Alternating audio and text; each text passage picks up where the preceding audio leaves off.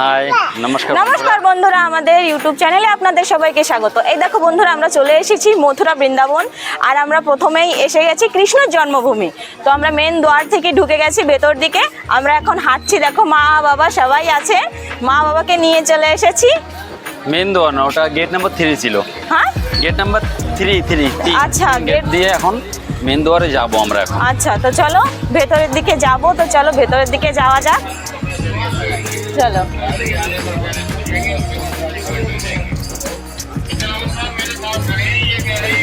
এই যে বন্ধুরা, আমরা এসে গেছি, দেখো গেটে, মেন গেটের কাছে চলে এসেছি। হাঁটতে হাঁটতে আমরা সবাই চলে এসেছি।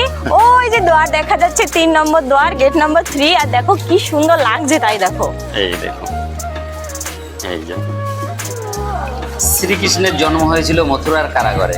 বন্ধুরা, এটাই সেই কংসের কারাগার, যেখানে কংসের বোন দেবকীকে বন্দি করে রাখা হয়েছিল। দেবকীর অষ্টম গর্ভের সন্তান কংসকে বধ করবে, এই দৈববাণী শুনে কংস ভয়ে দেবকী ও তার স্বামী বসুদেবকে জেলবন্দি করে রাখেন।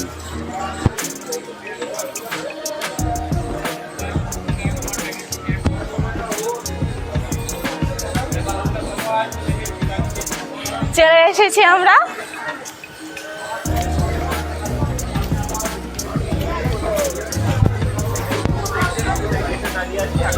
মা বাবার অনেকদিনের ইচ্ছা ছিল যে মথুরা বৃন্দাবনে আসবে, সেই ইচ্ছাটা পূর্ণ হলো সেই ইচ্ছাটা।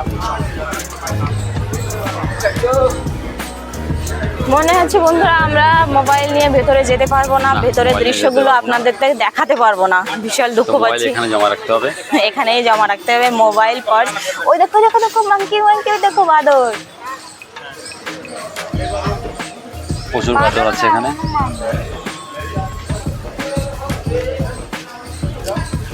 সকাল সকাল এখন ভিড়টা কম আছে। আমরা বাড়ি থেকে বেরিয়েছি 4:30-র সময়। এর জন্য সকাল সকাল আমরা এসে খালি খালি দর্শন করে নিতে পারবো, অত ভিড়ভাড়টা হবে না।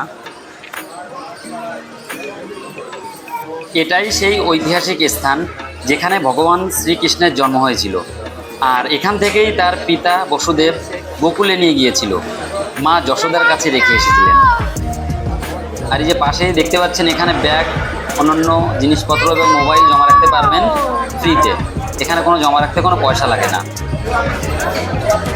তো চলুন বন্ধুরা, এবার মোবাইলটা জমা রেখে ভিতরের দিকে যাওয়া যাক।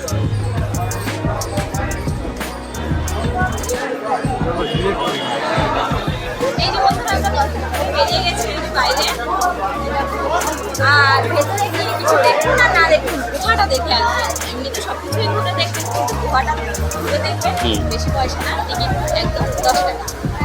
গোয়াটা খুব ভালো লেগেছে, তাই তো? গোয়াটা খুব ভালো লেগেছে। ভালো লেগেছে মা, ভালো লেগেছে। দেখে দেখে কেমন লাগলো বাবা দর্শন করে? ভালো লেগেছে। শিবম, কেমন লেগেছে তোমার? কি অবস্থা? বাদরে ভয় দিয়ে দিয়েছে একে, খুব বাদর। কালো প্যাকেট কোনো ব্যাগ নিয়ে ঢুকবে না, এমনি তো মোবাইল সব। কলা নিয়েছিলাম বাইরে থেকে, সেই কলার প্যাকেট নিয়ে গেছে।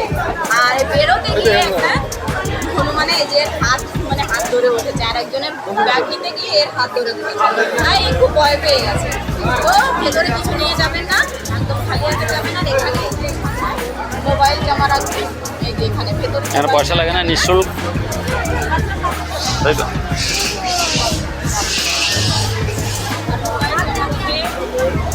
আর চপ্পল জমা দিতে কোনো পয়সা লাগবে না, এসে জমা দিয়ে।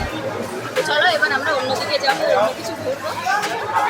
ভিডিওটা ভালো লাগলে লাইক, শেয়ার অ্যান্ড সাবস্ক্রাইব করে দেবেন।